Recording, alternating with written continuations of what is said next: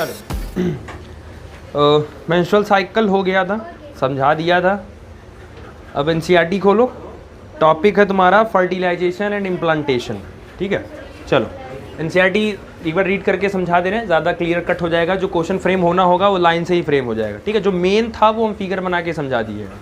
चलो, during copulation coitus semen is released by the penis into the vagina, that is called insemination. ये पता है आपको। ठीक है, क्वाइटस के दौरान पेनिस से सीमेन को रिलीज किया जाता है वेजाइना में। The process is known as insemination. ठीक, the motile sperms rapidly pass through the cervix, enter into the uterus and finally reach at the junction of isthmus।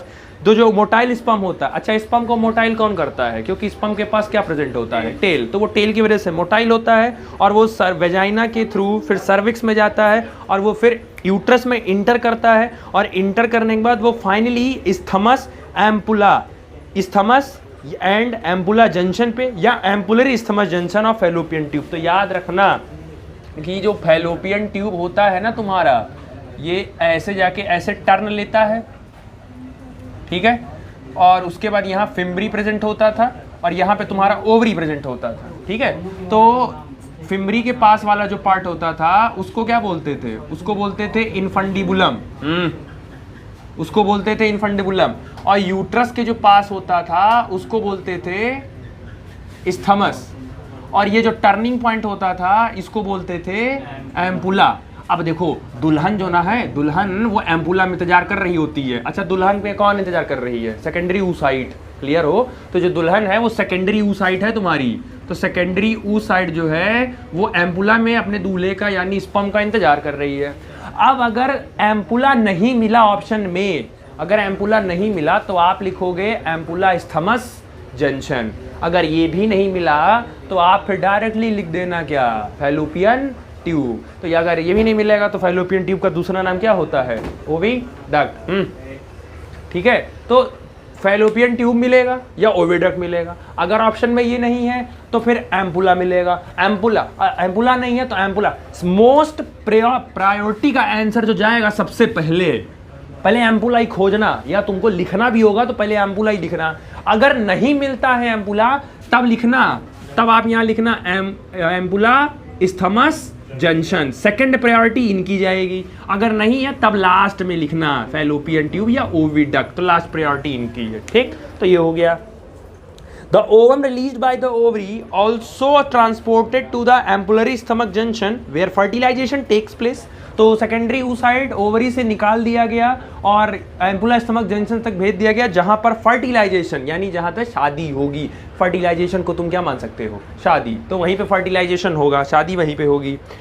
Fertilisation can only occur if the ova and sperm transported simultaneously to the ampullary isthmic junction. अब ये बताओ fertilisation कब हो सकता है? जब इधर से दुल्हन इधर से दूल्हा, जब दोनों एक साथ आएंगे तभी तो फर्टिलाइजेशन हो गया। अब दुल्हन आके बैठी है, दूल्हा आ ही नहीं रहा है, तो फर्टिलाइजेशन होने का कोई चांस नहीं है। तो ये फर्टिलाइजेशन तभी हो सकता है जब इधर से सेकेंडरी oocyte और इधर से स्पर्म दोनों आएंगे, फर्टिलाइज करेंगे, तभी फर्टिलाइजेशन पॉसिबल है, नहीं तो नहीं पॉसिबल है। This is the reason why not all the copulation leads to fertilisation and pregnancy. यही रीजन है कि जरूरी नहीं है कि हर कॉपुलेशन से फर्टिलाइजेशन हो जाए और प्रेगनेंसी भी आ जाए, क्योंकि जब हो सकता हो जब स्पर्म पहुंच रहा हो तब ओवा ना हो, वहाँ सेकेंडरी oocyte ना हो, और जब सेकेंडरी oocyte आया तो पता चले स्पर्म नहीं पहुंचा है वहाँ। तो दोनों का एक साथ होना बहुत बड़ी बात है। तो उसके लिए कैलकुलेट करना, कैसे कैलकुलेट आप करेंगे, किस दिन ओव्यूलेशन होगा, उस डेट को आप अगर सेक्स करते हैं, रिप्रोडक्शन करते हैं तो एग्जैक्ट स्पर्म वहीं पहुंचेगा। तो डेट हम मेंस्ट्रुअल साइकिल में कराए थे। साइकिल याद कर लो, साइकिल याद कर लो। जो लास्ट वाली साइकिल होती है, जो लास्ट वाली साइकिल होती है, बोले थे ओव्यूलेशन के बाद का दिन फिक्स होता है 14 दिन, उससे पहले का दिन वेरिएबल करता है। तो ओव्यूलेशन के बाद का दिन फिक्स है, पूरी साइकिल फिक्स है। तो आप वहां से कैलकुलेट कर सकते हो कि किस डेट को ओव्यूलेशन होगा तुम्हारा। ठीक, the process of fusion of a sperm with an ovum is called fertilisation. Sperm का फ्यूजन ओवम के साथ फर्टिलाइजेशन कहते हैं। ठीक, अच्छा एक लाइन इसमें ध्यान से देखो, इसने लिखा है the process of fusion of sperm with ovum. इसको चाहता वो ऐसे भी लिख सकता लेता, the process of fusion of sperm and ovum. Sperm and ovum नहीं लिखा है, स्पर्म विथ ओवम लिखा है। वो इसलिए क्योंकि ओवम को या oocyte को फ्यूज कौन करता है आके, करता कौन है आके, स्पर्म, इसीलिए लिखा विथ एन स्पर्म। तो ओवा को या सेकेंडरी oocyte को फ्यूज कौन किया, स्पर्म किया, तो इसीलिए लिखा है with ovum is called fertilisation. During fertilisation sperm come in contact with zona pellucida layer with the ovum. अब बताओ, देखो जब दुल्हन तैयार हुई थी ना, जब ये दुल्हन जो तुम्हारी थी जिसको तुमने सेकेंडरी oocyte बोला था, सेकेंडरी oocyte, इस दुल्हन के चारों तरफ इसकी सहेलियां, इसकी दोस्त भी साथ में थी, जो कौन सा लेयर बनाकर रखती थी, जोना पैलूसिडा की लेयर बनाकर रखती थी एज अ लेयर उसके चारों तरफ, ठीक है। तो भाई वो कह रहे हैं during fertilisation sperm comes in contact with zona pellucida layer of the ovum, क्योंकि जब स्पर्म आता है तो वो पहले किसके कांटेक्ट में आता है, जोना पैलूसिडा के लेयर में कांटेक्ट में आता है, and induces the change in membrane that block the entry of additional sperm. Sperm के हेड में क्या होता था, स्पर्म का हेड के ऊपर एक स्ट्रक्चर प्रेजेंट होता था जिसको क्या बोलते थे, एक्रोसोम। एक्रोसोम में एंजाइम प्रेजेंट होता था, वो एंजाइम इस जोना पैलूसिडा की लेयर को क्या कर देता है, डिग्रेड कर देता है, तोड़ देता है, और जैसे तोड़ा लेयर कमजोर हुई, तुरंत स्पर्म अपना हेड कटा और अंदर कौन घुस गया, खाली खाली हेड, बाकी नेक और टेल बाहर छूट जाता है। अच्छा, जैसे ये हेड घुसेगा ना अंदर, तुरंत जो ये दरार आई थी इसको वापस से सील कर दिया जाएगा, तुरंत का तुरंत सील कर दिया जाएगा, क्योंकि आपको पता है मिलियंस ऑफ स्पर्म आते हैं, तो कोई दूसरा ना उसको फर्टिलाइज कर ले जाए, इसीलिए एक बार कमरे में घुसो और जल्दी से कमरा बंद कर दो, दूसरा कोई कमरे में घुस ना पाए। तो एक स्पर्म का हेड जब अंदर घुसता है, जोना पैलूसिडा की लेयर को तोड़ के जब घुसता है, तो तुरंत वो पीछे क्या कर देता है, सील कर देता है, ताकि पीछे वाला स्पर्म ना आए। अगर गलती से भी दूसरा स्पर्म घुस गया तो एक ही सेकेंडरी oocyte को कितने स्पर्म फ्यूज कर जाएंगे, 2। उस केस में बच्चे ज्वाइंटेड पैदा हो जाते हैं। देखा है ना, किसी का सर टू सर ज्वाइंट होता है, किसी का ये ज्वाइंट होता है, तो उसी केस में बच्चे ज्वाइंटेड पैदा होते हैं जब एक ही ओवम को या ओवा को कितने स्पर्म फ्यूज कर गए, 2। तो एक साथ 2 लोग फ्यूज कर देंगे, तो क्योंकि 2 स्पर्म गए हैं तो इन्फॉर्मेशन तो 2 लेकर जाएंगे, लेकिन वो ओवम एक ही रहता है, तो इसलिए स्टार्टिंग से जब उनका डेवलपमेंट होता है तो आप स्टार्टिंग से वो ज्वाइंटेड ही रह जाते हैं, ठीक है। हाँ, और अंदर का नहीं, ऑर्गन अलग अलग रहता है। जैसे अगर ये ज्वाइंट हुआ तो ये पूरी बॉडी अलग रहेगी उनकी, ये उनका सर टू सर खाली ज्वाइंट हो जाएगा, बाकी उनका बॉडी ऑर्गन ये रहेगा, उसका बॉडी ऑर्गन दूसरा रहेगा। नहीं, वो एक वीडियो नहीं वायरल हुआ था, तो पंजाबी रहते हैं, एक ही शरीर रहता है, लेकिन 2 अलग अलग हेड रहता है। वो भी पॉसिबल है, पॉसिबिलिटी है ना, पॉसिबिलिटी है कि जैसे 9 महीने के डेवलपमेंट में क्या डेवलपमेंट हो पा रहा है। कभी कभी सिर्फ बॉडी ज्वाइंट हो, हेड ज्वाइंट हुआ तो बॉडी अलग हो गई, कभी कोई बॉडी ही पूरी ज्वाइंट हो गई, खाली हेड अलग अलग हो गया, तो चांसेस हैं कि डेवलपमेंट होते समय क्या हुआ होगा। Thus it ensure that only one sperm can fertilize an ovum, इसीलिए इंश्योर किया जाता है कि एक ओवम को सिर्फ कितने फर्टिलाइज करें, एक, क्योंकि एक से ज़्यादा करेंगे तो वो फॉल्टी फर्टिलाइजेशन हो जाएगा, क्योंकि रूल के हिसाब से एक को सिर्फ एक फर्टिलाइज करनी चाहिए, ठीक।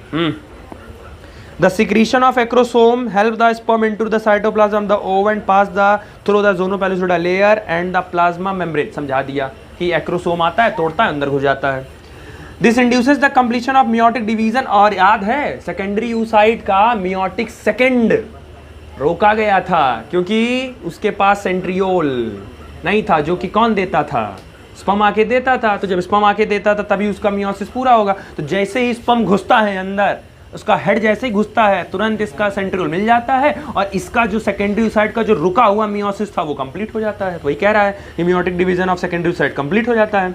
The second meiotic division is also unequal and result in the formation of second polar body. Already समझा दिया हूँ कि जब इसका मियोटिक सेकेंड मियोसिस सेकेंड पूरा होता है, तो जब पूरा होता है तो साथ में एक छोटी सी बॉडी और निकलती है जिसको हम क्या बोलते हैं, सेकेंडरी पोलर बॉडी बोलते हैं, ठीक। एंड हैप्लॉइड ओवम जिसको हम ऊटिड बोलते हैं, साथ में निकलता है। Soon a haploid nucleus of the sperm that of the ovum fused together to form a diploid zygote। जैसे ही हेड इसके अंदर गया, हेड चला गया है, तो इस स्पर्म का हेड और जाइगोट ये सेकेंडरी oocyte दोनों आपस में फर्टिलाइज, आपस में मिक्स हो जाएंगे और मिक्स करने के बाद एक सिंगल सेल का स्ट्रक्चर फॉर्मेशन कर देंगे, डेट इज कॉल्ड जाइगोट। और जाइगोट कैसा इन नेचर होता है, डिप्लॉयड होता है। डिप्लॉयड का मतलब कितने क्रोमोसोम होंगे, 46, क्योंकि स्पर्म के पास कितने थे, 23। ओवा सेकेंडरी ओसाइड के पास कितने थे? 23। तो जब फर्टिलाइज होके वापस जाइगोट बनेगा तो फिर से डिप्लॉयड होके हो गए। अच्छा, स्पर्म 23 है तो कौन सा नेचर रखा है? ये हैप्लॉयड। इसके पास भी 23 है तो ये भी क्या है? हैप्लॉयड। तो ये रट लो, हैप्लॉयड डिप्लॉयड। जब क्रोमोसोम की संख्या आधी रहती है तो उसको हैप्लॉयड बोलते हैं, और जब क्रोमोसोम की संख्या अपना डबल पूरा अवस्था में रहता है तो उसको डिप्लॉयड। जैसे मटर के, अभी आपको अगला चैप्टर पढ़ना है ना, प्रिंसिपल ऑफ इनहेरिटेंस, मेंडल वाला। तो मेंडल वाले में मटर है, मटर के पास टोटल क्रोमोसोम 14 होते हैं, तो 14 टोटल क्रोमोसोम होते हैं, तो टोटल 14 होते हैं, तो डिप्लॉयड 14 उसका डिप्लॉयड हो गया। और अगर तुमसे हैप्लॉयड पूछेगा तो क्या हो जाएगा? 7 हो जाएगा। ठीक, तो ये ध्यान रखना। ठीक है, how many chromosome will be there in the zygote? तो आंसर कितना हो गया? 46। One has to remember that the sex of the baby has been decided at the stage itself. Let us see how. और आपको पूछा है कि जब जाइगोट बन जाता है तो उस बेबी का सेक्स कैसे डिटरमाइन होता है। ऑलरेडी कर चुके हो, क्लास 10th में भी एक बार किया था कि बेबी का सेक्स कैसे डिटरमाइन होता है। ह्यूमन के पास, ध्यान से सुनो, ह्यूमन के पास टोटल कितने क्रोमोसोम होते हैं? 46। ठीक है, ध्यान से देखो, टोटल होते हैं 46, लेकिन इस 46 को 2 पार्ट में डिवाइड कर दिया गया होता है। जो इसमें 22 पेयर होता है उसको हम बोलते हैं ऑटोसोम, और जो 1 पेयर होता है उसको हम बोलते हैं सेक्स क्रोमोसोम। ठीक है, समझ आया? अब ये जो 1 पेयर सेक्स क्रोमोसोम होता है ये डिपेंड करता है कि आप मेल में जा रहे हो कि फीमेल में। अगर आप मेल में जा रहे होगे तो ये आपको क्या मिलेगा? XY, और अगर आप यही फीमेल में जा रहे होगे तो आपको क्या मिलेगा? XX। मेल का सिंबल ऐसे करके ऐसे, फीमेल का सिंबल ऐसे करके प्लस। ठीक, आपसे पूछा है कि बनने के चांसेस, मतलब सेक्स कैसे डिटरमाइन होता। अब देखो, मेल का X और फीमेल का X अगर फर्टिलाइज कर गया तो क्या बन जाएगा? XX। और XX किसका होता है? लड़की का, तो लड़की बन सकती है। मेल का X फीमेल के X से फूस कर गया, यहाँ भी XX बन जाएगा, तो ये भी गर्ल हो जाएगी। सेम ऐसे अब फीमेल का X और मेल का Y, तो ये बन गया XY, तो ये बन गया क्या? बॉय। और फिर फीमेल का X और इनका 3 उसमें से निकल रहा है। रुको, किसमें से ज़्यादा हो गया ना? Y में से जाना चाहिए। हाँ, रुको, हाँ, इसमें से नहीं जाएगा। हाँ, Y उसी से जाएगा। ये रुको, गलत हो गया। एक इसका और एक इसका। और अगर ऐसे नहीं बना पा रहे हो तो सबसे सिंपल है ना, बॉक्स बना लो, ज़्यादा सही रहता है। इसके अंदर XY हो गया, इसके अंदर XS हो गया, ऐसे बॉक्स बना लिया करो। XY XX, ऐसे बॉक्स बना लो, कोई कंफ्यूजन नहीं होगा। XX ये बन गया, XY XX XY। अब देखो, ये बन गया बॉय और ये बन गया, मतलब बन गई गर्ल। तो ऐसे ही किसी भी बेबी का सेक्स डिटरमाइन होता है जब वो जाइगोट डेवलप कर रहा होता है, तो उसी समय डिटरमाइन हो गया होता है। ठीक है, वो आपको NCERT वही पूरा एक बकायदा पैरा लिख के वो समझा रही है। ठीक है, अब हमको ये बताओ एक चीज, इधर देखो, फीमेल का जो सेक्स क्रोमोसोम है वो क्या है? XX। और मेल का सेक्स क्रोमोसोम क्या है? तो फीमेल का तो दोनों XX ही है। तो किसी भी बच्चे का जो सेक्स है, किसी भी बच्चे, वो लड़का होगा कि लड़की, ये मम्मी पर या माता पर डिपेंड नहीं करता। किस पर डिपेंड करता है? मेल। तो साइंटिफिकली ये प्रूफ है, इसीलिए साइंटिफिकली भी कहा जाता है कि किसी भी बच्चे का जो सेक्स है वो उसके पापा पे डिपेंड करता है, ना कि उसकी मम्मी डिपेंड। लेकिन आज के टाइम पे बहुत सारे गाँव में जो ओल्ड हैं, आज भी अगर लड़की पैदा हो जाती है तो उसका जिम्मेदार किसे बोला जाता है? लड़कियों को ही, मम्मियों को बोला जाता है कि लड़की क्यों पैदा कर रही हो। उनको ये नहीं पता है कि डिफेक्टिव आपके लड़के में है। लड़का ये आपका X भेज रहा है तो हम तो दोनों X ही भेज रहे हैं। आपका लड़का X बार बार भेज रहा है तो लड़की पैदा हो रही है बार बार। ठीक है, हाँ, लास्ट लाइन जरा नीचे आओ तो देखो, उसने थोड़ा सा हाईलाइट करके थोड़ा सा लिखा है चैप्टर 5 के बगल में। That is why scientifically it is correct to say that the sex of the baby is determine the father, not by the mother. तो ये उसने लिख भी दिया है। ठीक, द माइटोटिक डिवीजन स्टार्ट। अच्छा, पॉइंट नंबर 1, जाइगोट बनने के बाद जाइगोट में कौन सा डिवीजन स्टार्ट हो गया? माइटोटिक। माइटोटिक का मतलब माइटोसिस। तो एक चीज याद रखना, पूरी सेल डिवीजन कितने तरीके का होता है? मियोसिस और माइटोसिस। सिर्फ और सिर्फ gamete formation, only gamete formation के टाइम पे मियोसिस होगा, बाकी पूरी जिंदगी भर तुम्हारी बॉडी में क्या चलेगा? माइटोसिस ही चलेगा, क्योंकि मियोसिस में क्रोमोसोम की संख्या आधी हो जाती है और माइटोसिस में वही रहती है। तो जाइगोट को ही तो बड़ा करना है, तो जाइगोट को बड़ा करना है। अगर जाइगोट को अगर बड़ा करोगे तो एक ऐसा है कि एक हाथ छोटा एक हाथ बड़ा है, नहीं ना, दोनों हाथ बराबर है ना, इसलिए क्योंकि दोनों में सेल डिवीजन इक्वल था कि अनइक्वल, तो एक ही तरीके का दोनों में डिवीजन हुआ होगा, तभी तो इस मतलब इसका भी माइटोटिक इसमें माइटोटिक। ठीक, तो ये हो गया। अब ये जो जाइगोट डेवलप कर रहा है, जो जाइगोट डेवलप करता है, तो जाइगोट के अंदर अब ये चीज देखो, तुम्हारा बन गया जाइगोट, तो जाइगोट के ऊपर अभी लेयर बढ़ती है, लेयर गई नहीं होती है, अभी लेयर बनाए रखी रही होती है अभी।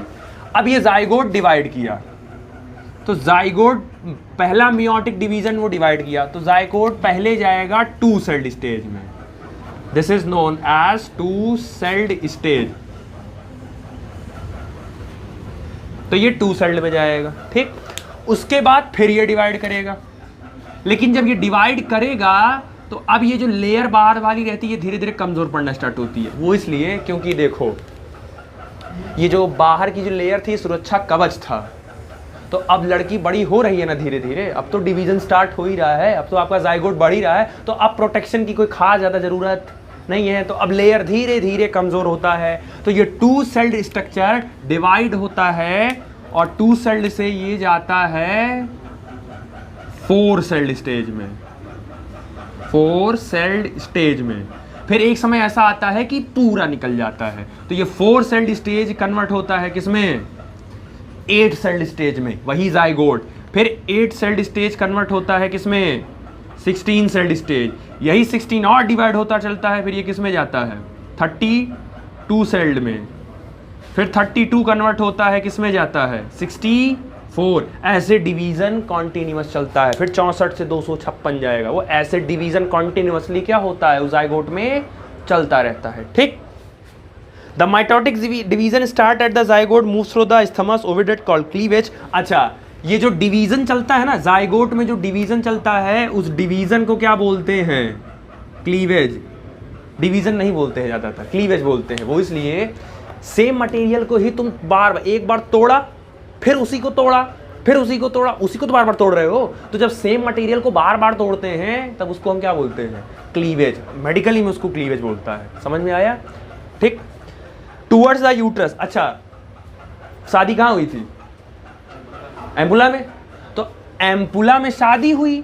अब डिवीजन, अब ये स्टार्ट डिवीजन करते करते करते करते करते डिवीजन करते हुए ही वो पहुंचेगा धीरे धीरे कहाँ तक, कहाँ पे, यूट्रस में, क्योंकि इम्प्लांट उसको कहाँ होना है, यूट्रस में। तो डिवीजन शादी के मंडप से डिवाइड करता हुआ आता है, लगभग उसको लगभग 1-2 हफ्ते लग जाते हैं, पूरा डिवाइड होने में 1-2 हफ्ता लग जाता है। यही तो रीज़न है कि अगर प्रेगनेंसी कभी मिस हो जाए, तो लोग कहते हैं ना, तो प्रेगनेंसी कह रहे हैं, पीरियड के मिस होने के तुरंत बाद आप, जैसे ये नहीं कि पीरियड जिस डेट को थी उस डेट को नहीं आई, तो उसका मतलब नहीं, 10 दिन रुको, 10 दिन 12 दिन बाद चेक कराओ, क्योंकि अगर फर्टिलाइजेशन हुआ होगा तो जाइगोट बना होगा, तो 10-12 दिन के बाद ही वो इम्प्लांट होता है। तो जब तक इम्प्लांट नहीं होगा, जब तक चिपकेगा नहीं, तब तक लेडी प्रेग्नेंट। जाइगोट के बनने से लेडी प्रेग्नेंट नहीं होती है, जाइगोट का यूट्रस की वॉल पर चिपकने से लेडी प्रेग्नेंट होती है। तो अगर जब तक चिपकेगा नहीं तब तक प्रेग्नेंट ही नहीं होगी, और चिपकने में कम से कम 10 से 12 दिन का समय लगता है। ठीक है, तो ये ध्यान रखना। ठीक, and form 2, 4, 8, 6 daughter cell called blastomere. देखो ये जो 2, 4, 6 जो सेल बनते हैं, 2, 4, 6, 8 जो बनते हैं, इन स्टेजेस को जनरली बोलते हैं। लेकिन जो सेल डिवाइड हो रहा है, ये जो सेल डिवाइड हो रहा है, इस सेल को क्या बोलते हैं, ब्लास्टोमियर। जो सेल डिवाइड हो रहा है, 2 सेल से 4 सेल, 4 सेल से 6 सेल, 6 से 8 सेल, 8 से 16, 16 से 32, ये जो सेल डिवाइड हो रहा है इसको क्या बोलते हैं, ब्लास्टोमियर बोलते हैं। ठीक, the embryo with 8 to 16 blastomere is called morula. जिसके अंदर 8 से 16 वाले ब्लास्टोमियर, 8 से 16 वाले को नाम अलग दिया गया, क्या, मोरूला। इनको अलग से नाम दे दिया गया। 8 से लेके 16 तक के जो स्टेज होते हैं, जो ब्लास्टोमियर होते हैं, उनका क्या नाम होता है, मोरूला होता है। ठीक, the morula continues divide and transform into blastocyst and moves further into the uterus. अब देखो ये मॉडुला कॉन्टिन्यूअस डिवाइड होता रहता है। अब देखो फाइनल स्टेज क्या होता है। जैसे मान लो यही है, ये डिवाइड होता है। अब जब डिवाइड होता है तो इसमें जब सेल डिवाइड करते हैं तो सेल में एक डिवीजन चलता है जिसको बोलते हैं division of labour. Division of labour का मतलब होता है कि काम करने की जिम्मेदारी बांट दी गई होती है कि इंटरनल ऑर्गन कौन बनाएगा और एक्सटर्नल ऑर्गन कौन बनाएगा, चिपकने कौन बनाएगा, ये सब। तो जब जाइगोट डिवाइड होता है तो मॉरुला जब पहुंचता है अपना 16 स्ट्रक्चर पहुंचता है, तो जब सेल डिवाइड होता है तो इस सेल के अंदर हो जाता है division of labour. Division of labour में क्या होता है, अलग अलग जिम्मेदारी बांट दी जाती है। जैसे स्कूलों में टीचर के लिए जिम्मेदारी अलग है, अब टीचर जाके बेल तो बजाएगा नहीं।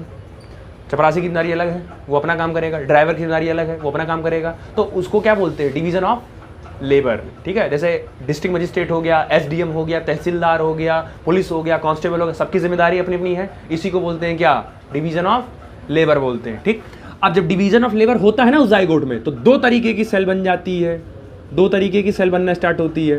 तो ये जो ब्लू वाली सेल है जो मैंने बनाया है, जो ब्लू वाली बनाया है, इसको बोलते हैं इनर सेल मास। इसको बोलते हैं इनर सेल मास। और ये इनर सेल मास आगे चल के फिर तीन लेयर में डिवाइड होता है। That is called ectoderm, that is called mesoderm और दैट इज कॉल्ड एंडोडर्म। तो फिर से डिवीजन। अब ये लोग डिसाइड करते हैं कि इनको क्या बनाना है। और ये जो ब्लैक वाली सेल होती है इसको बोलते हैं ट्रोफोब्लास्ट। तो इस ट्रोफोब्लास्ट का काम होता है यूट्रस की वॉल पे जाके चिपकना। मम्मी की जो यूट्रस होती है, मम्मी के यूट्रस से कौन जाके चिपकता है, कौन जाके कांटेक्ट करता है, उनसे बातचीत कौन करता है, जाइगोट का कौन सा वाला सेल, ट्रोफोब्लास्ट। तो ये दो लोग आपस में कांटेक्ट बनाना शुरू करते हैं और अंदर ही अंदर इनर सेल मास एक्टोमीजो में डिवाइड होकर अपना अपना वो डिवीजन, मतलब आंख, कान, नाक, बॉडी का हार्ट, ये सब बनना स्टार्ट हो जाता है। ठीक, अच्छा, और ये जो कैविटी बनती है, ये जो कैविटी बन गई ना, देखो ट्रोफोब्लास्ट और ब्लास्टोसिस्ट। अच्छा देखो, जब डिवीजन ऑफ लेबर हो जाता है सेल्स में, तो उनके काम करने की स्पीड, उनके काम करने का तरीका सब क्या हो जाता है, चेंज। भाई प्रिंसिपल के स्कूल आने का टाइम अलग होगा, टीचर के आने का टाइम अलग होगा, बच्चों के आने का टाइम अलग होगा, तो सबका काम करने का तरीका फिर क्या हो जाता है, अलग अलग हो गया कि नहीं हो गया। तो ट्रोफोब्लास्ट के डिवाइड या ट्रोफोब्लास्ट में जो सेल होगी उसके डिवाइड होने का स्पीड अपना होगा। इनर सेल मास का जो डिवाइड होने का है वो अपना स्पीड से होगी। मतलब इसके स्पीड का, इसके डिवीजन की स्पीड और इसके डिवीजन की स्पीड सेम नहीं होगी, क्योंकि अब दो अलग अलग लेयर बन गई है। तो अब वो अपना अपना डिवाइड करेंगे, वो अपना अपना देखेंगे। तो जब ये अपना अपना स्पीड अलग करते हैं तो इनके स्पीड अलग होने की वजह से ट्रोफोब्लास्ट और इनर सेल मास में कैविटी क्रिएट हो जाती है। उसी कैविटी को क्या बोलते हैं, ब्लास्टोसिस्ट। अब तुमसे पूछेंगे ब्लास्टोसिस्ट कैसे बनती है, तो ब्लास्टोसिस्ट अगर पूछे कि ब्लास्टोसिस्ट कैसे बनती है, तो आप बोलेंगे due to the difference in division of speed in trophoblast and inner cell mass. Trophoblast के सेल में और इनर सेल मास के डिवीजन की स्पीड में फर्क आ जाता है, डिफरेंस आ जाता है, जिसकी वजह से यहाँ पे कैविटी क्रिएट हो जाती है, जिसको हम क्या बोलते हैं, ब्लास्टोसिस्ट बोलते हैं। ठीक, the blastomere in the blastocyst are arranged into an outer layer that is called trophoblast. Blastocyst में जो आउटर लेयर होती है उसको क्या बोलते हैं, ट्रोफोब्लास्ट बोलते हैं। And the inner is called inner cell mass. The trophoblast layer then get attach to the endometrium. Uterus की तीन लेयर, सबसे इंटरनल वाली कौन सी होती थी, तो ट्रोफोब्लास्ट जो है वो मम्मी के यूट्रस के किस लेयर से, एंडोमेट्रियम। अब पेपर में पूछा जाएगा एमसीक्यू में कि ट्रोफोब्लास्ट यूट्रस की किस लेयर से अटैच होती है, क्योंकि तीन लेयर है ना, तो पूछेंगे किस लेयर से अटैच होती है। तो याद रखना ट्रोफोब्लास्ट एंडोमेट्रियम से अटैच होती है। ठीक है, अंडरलाइन करके क्वेश्चन बना के फिर करके लिख लेना। And the inner cell mass get differentiated as the embryo. और इनर सेल मास आगे चल के और डिवाइड हो जाता है और अब किस फॉर्म में आ जाता है, एम्ब्रायो। और यही एम्ब्रायो में फिर ये डिवीजन स्टार्ट हो जाता है। तो उसको क्या बोलते हैं फिर, एक्टो, एंडो, मीजो। अपनी अपनी जिम्मेदारी ले लेते हैं ये लोग कि हमको क्या क्या डिफरेंट करना है। ठीक, after attachment the uterine cell divide rapidly and covers the blastocyst. As a result the blastocyst become embedded in the endometrium of the uterus. This is called implantation, leads to pregnancy. होता क्या है, trophoblast एक finger like projection बनाता है, ठीक, trophoblast, और mummy का endometrium भी एक फिंगर लाइक प्रोजेक्शन बनाता है, और दोनों फिंगर लाइक प्रोजेक्शन ऐसे एक दूसरे में इंसर्ट हो जाते हैं, और जब दोनों एक दूसरे के कांटेक्ट में आ जाते हैं तो यूट्रस में वो इम्प्लांट हो गया, चिपक गया, और एम्ब्रायो का या इस पूरे बॉडी का यूट्रस की वॉल पर चिपक जाने के प्रोसेस को ही क्या बोलते हैं, इम्प्लांटेशन बोलते हैं। और जैसे इम्प्लांट होगा तुरंत लेडी प्रेग्नेंट हो जाएगी और प्रेगनेंसी कॉज हो जाएगी। समझ आया? क्लियर हुआ? कोई दिक्कत? चलो नेक्स्ट है, अब छोटा है वो, ज़्यादा बड़ा नहीं है, देख लो जल्दी जल्दी। Pregnancy after implantation finger like projection appear on the trophoblast chorionic villi which are surrounded by uterine tissue and maternal blood. Implantation के बाद एक फिंगर लाइक प्रोजेक्शन बनता है ट्रोफोब्लास्ट में। जैसे इम्प्लांटेशन मतलब पहले गए, बातचीत किए, पहले चिपके, और चिपकने के बाद तब फिर अपना रंग दिखाना शुरू करते हैं। जैसे पहले किसी के साथ जुड़ो, अब तब अपना धीरे धीरे रंग दिखाओ। तो पहले चिपक गए और चिपकने के बाद तब वो फिंगर लाइक प्रोजेक्शन तैयार करते हैं, जिसको हम कोरियोनिक विलाई कहते हैं। और वही कोरियोनिक विलाई आगे चल के कन्वर्ट होती है, जिसको हम एक अलग नाम दिए हैं, इसको हम क्या कहते हैं, placenta.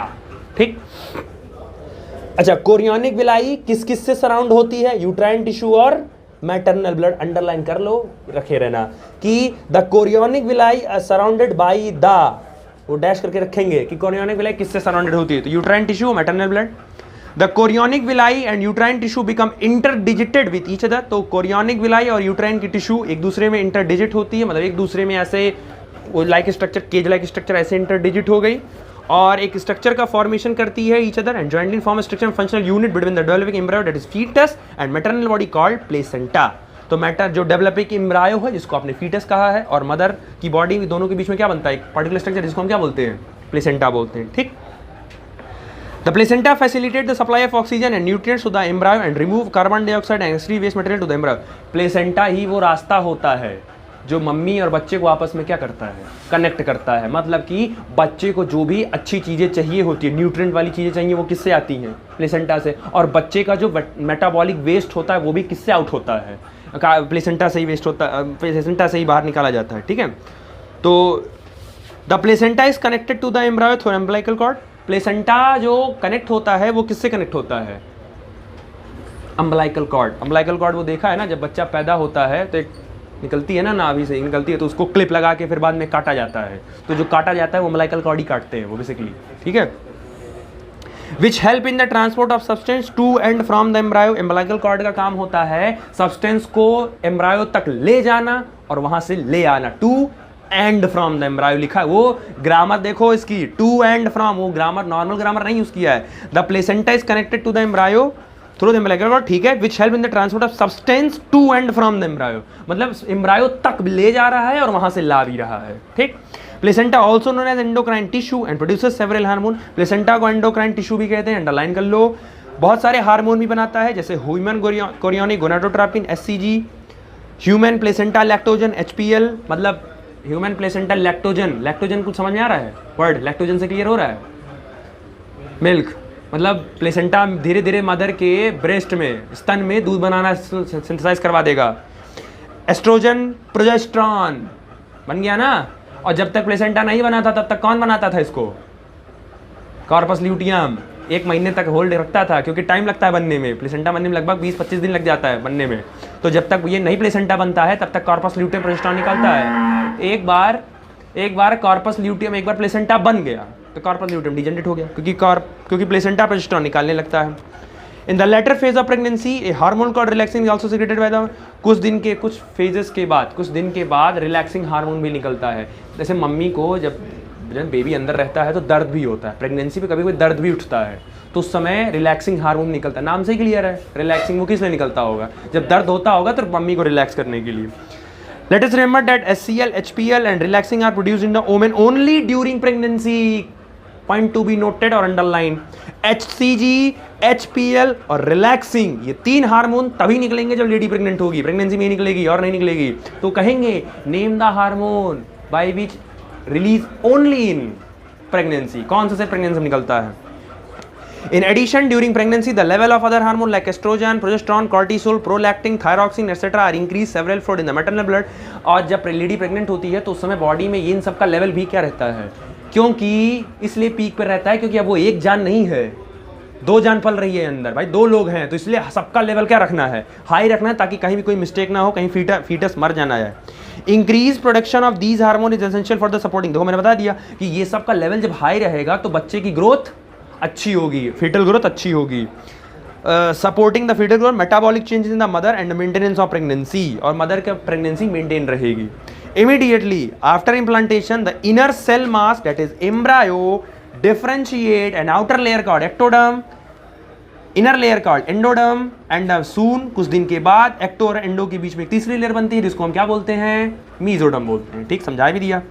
These 3 layers give rise to all tissues organ, यही 3 लेयर बॉडी का हर एक ऑर्गन बनाने की जिम्मेदारी लेती हैं। हार्ट, किडनी, लीवर, आंख, नाक, कान, गला, सब यही 3 मिलकर बनाते हैं। अपना डिवाइड कर लेते हैं किसको क्या बनाना है। अब किसको क्या बनाना है ये एमबीबीएस में है, वो डिटेल एमबीबीएस में है कि कौन हार्ट बनाएगा, कौन लीवर बनाएगा, कौन स्किन बनाएगा, वो सब डिटेल में एमबीबीएस में पढ़ाया जाएगा। ठीक, These 3 layer, ठीक है, हो गया। It needs to be mentioned here that inner cell mass contains certain cell called stem cell which have the potential to give rise to the all tissues and organ। देखो जो inner cell mass होता है, सबसे important line, जो inner cell mass होता है ना, उसी को बेसिकली हम stem cell भी बोलते हैं, इसी को, क्योंकि stem cell एक ऐसा सेल होता है जिसके अंदर कौन सी काबिलियत थी, डिवाइड होने की।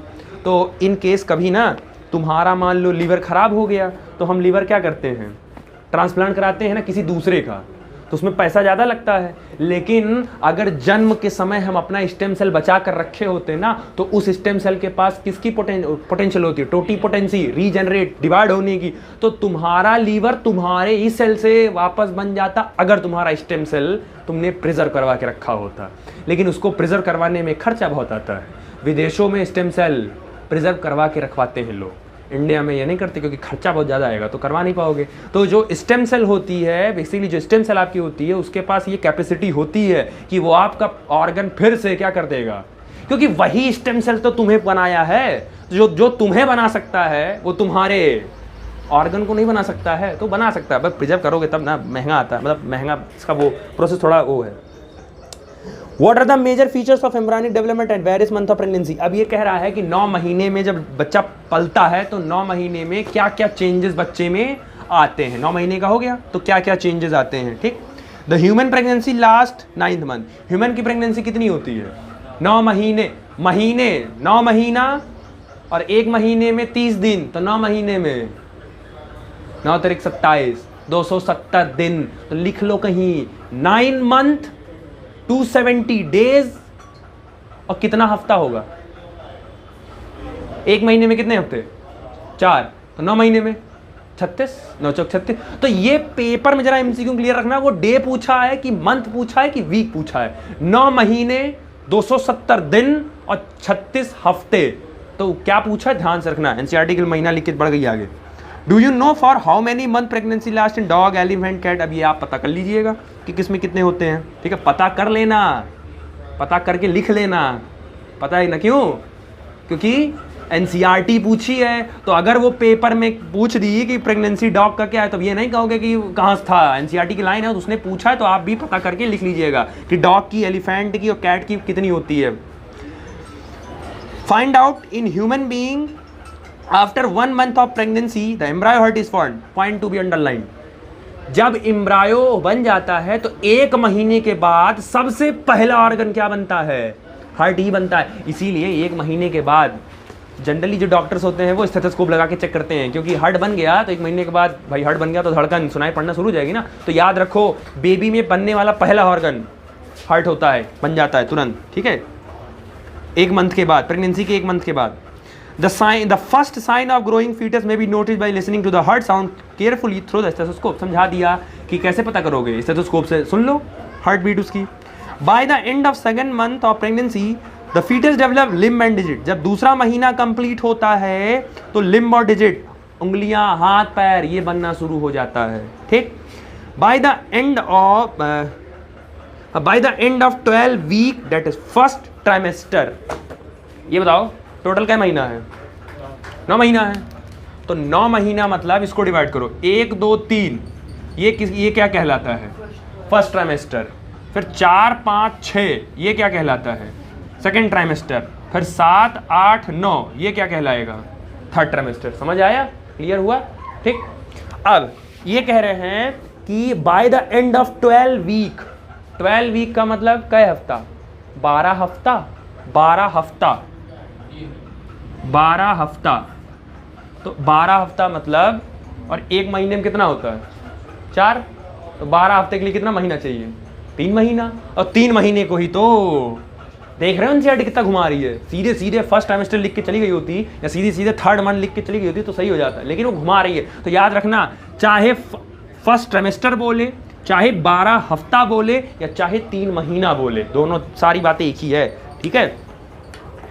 Most of the major organs are formed, लगभग जब पहला ट्राइमेस्टर हो जाता, फर्स्ट ट्राइमेस्टर के बाद, फर्स्ट ट्राइमेस्टर 3 महीने के बाद लगभग सारे ऑर्गन्स बेबी में बन चुके होते हैं। इसीलिए एबॉर्शन अगर करवाना है तो 3 महीने पहले ही करवाना, क्योंकि 3 महीने तक आते आते बेबी का ऑलमोस्ट बन चुका है ना, तो अब एबॉर्शन कराओगे तो फिर दिक्कत है, एबॉर्शन में प्रॉब्लम आएगी। तो एबॉर्शन की जो डेट होती है वो जिस दिन तुमने कंफर्म किया कि लेडी प्रेग्नेंट है, उस दिन से लेके उसका पहला ट्राइमेस्टर का जो लास्ट डे होगा, मतलब तुम्हारे पास पूरा 3 महीना रहता, 3 महीने के अंदर बच्चा गिराना हो आप गिरा दीजिए, कोई दिक्कत नहीं, लेकिन गिराना मत, गलत बात है। The limb and external genital organs are as well develop, ये भी बन जाता है। The first movement of the foetus and appearance of hair on the head usually और during 5th month, line underline कर लो। बेबी में पहला मूवमेंट जिसको माँ फील करती है, ये कहा जाता है कि बहुत अच्छी फीलिंग होती है। बेबी पहली बार माँ के गर्भ में मूव करता है, या हम जनरल शब्द में बोलें तो कहते हैं पेट में लात मारता है। तो पहली बार माँ उसको फील करती है, बच्चे को फील करती है कि बच्चा है, अंदर पल रहा है। तो पहला मूवमेंट, और हेयर का डेवलपमेंट 5वें महीने में होता है।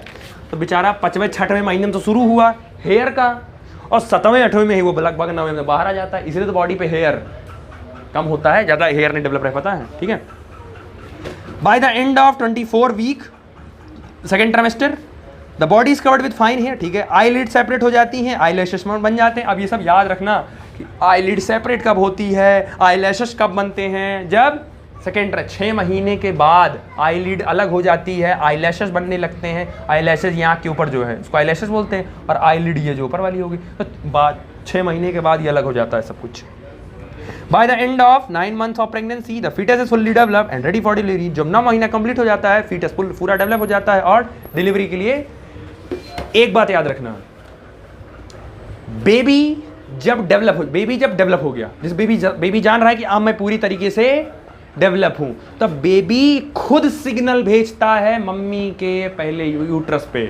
मम्मी के यूट्रस भेजा, वहां से सिग्नल मम्मी के हाइपोथैलेमस को जाएगा कि डेवलप हो गया, निकालो अब। तो एक्चुअली बेबी का डेवलप होना कौन डिसाइड करता है, मम्मी कि खुद बेबी? खुद बेबी डिसाइड करता है कि now I am perfectly develop, मैं डेवलप हो चुका हूं, अब मुझे बाहर निकालो, ठीक। तो उसके लिए फिर वो माँ के हाइपोथैलेमस के पास क्या भेजता है, सिग्नल भेजता है। तो सिग्नल भेजेगा तो कोई ना कोई हार्मोन रिलीज होगा, तो वो हार्मोन का नाम याद कर लो। कौन सा हार्मोन होता है? ऑक्सीटोसिन। माँ के हाइपोथैलेमस से यही हार्मोन निकाला जाता है, और इसी की वजह से यूट्रस की वॉल में कॉन्ट्रैक्शन स्टार्ट हो जाता है, और उसी को जनरली जब यूट्रस में कॉन्ट्रैक्शन शुरू होता है तो दर्द स्टार्ट होना शुरू हो जाता है। तो ये होता है कि अब बेबी बाहर आने वाला है। उससे पहले एक नाम आप सुने होंगे, लेबर पेन बोलते हैं, सुने हो? बहुत कॉमन है ये वर्ड, लेबर पेन, और जनरली समझ नहीं आता लेबर पेन क्या है। तो लेबर पेन बेसिकली क्या है, देखो ये जो तुम्हारा यूट्रस है ना, जिसमें बेबी डेवलप हो रहा था, तो जो ये बेबी डेवलप हो रहा था, तो इस बेबी के चारों तरफ फ्लूइड होता है, फ्लूइड बेबी के चारों तरफ, ताकि फ्रिक्शन ना, बेबी को कहीं घर्षण ना हो। फ्लूइड रहेगा तो घर्षण नहीं होगा, तो बेबी आराम से 9 महीने तक रहेगा। ये जो बेबी के चारों तरफ फ्लूइड होता है, इसी को बोलते हैं एमनियोटिक फ्लूइड, इसी को बोलते हैं एमनियोटिक फ्लूइड। और यहाँ जो नीचे सर्विक्स होता है, वेजाइना सर्विक्स होता है, यही फ्लूइड आके यहीं रुका रहता है, तो सर्विक्स उसको होल्ड करके रखता है। अब बेबी हो गया मैच्योर, तो बेबी भेजेगा सिग्नल हाइपोथैलेमस क्या निकालेगा? ऑक्सीटोसिन। और जैसे ऑक्सीटोसिन निकला, तुरंत यहाँ का जो सर्विक्स जो पैक किया था, ये तुरंत हट जाता है यहाँ से। तो जैसे ये सर्विक्स खुला, तुरंत अंदर का जो वाटर या जो अंदर फ्लूइड रहता है वो बड़ी तेज से बाहर निकलता है। तो जब बाहर निकलता है फ्लूइड, जब बाहर निकलता है तो इसका इंडिकेशन कि बेबी अब बाहर आने को तैयार है। 9 महीने तक ये सर्विक्स क्या रहता है, बंद रहता है, क्योंकि डेवलप नहीं हुआ है। जब डेवलप होगा तो ऑक्सीटोसिन निकलेगा तो ये खोल देगा, फ्लूइड बाहर निकलेगा, ये इंडिकेट हो जाता है। और जैसे ही ये फ्लूइड बाहर आएगा, तुम सोचो किसी चीज को होल्ड करके रखे हो, ऐसे है और नीचे सपोर्ट है, ये होल्ड करके रखे हो तो दर्द होगा, ज़्यादा दर्द नहीं होगा ना भाई, नीचे सपोर्ट में है ना तुम्हारे। इमेजिन करो अगर नीचे से सपोर्ट हट जाए तो ये नीचे की तरफ झटकेगा कि नहीं। तो जब मम्मी का वो सर्विक्स खुलता है, जब फीमेल का सर्विक्स खुलता है तो पूरा फ्लूइड एक बैक कहाँ आता है, नीचे। ग्रेविटी, बच्चा भी किधर आता है, वेजाइना का मुंह कितना छोटा है, उस छोटे से मुंह में बच्चा निकलना चाह रहा है, तो दर्द नहीं होगा, दर्द शुरू नहीं हो जाता। वो जो दर्द उस समय होता है, दैट दर्द इज कॉल्ड लेबर पेन। तो यही लेबर पेन जब शुरू हो जाता है, हम कह देते हैं कि अब बेबी निकलने वाला है बाहर, अब जल्दी हॉस्पिटल ले चलो। तो वही दर्द वो सहती है माँ। समझ आया, क्लियर हो गया, ठीक।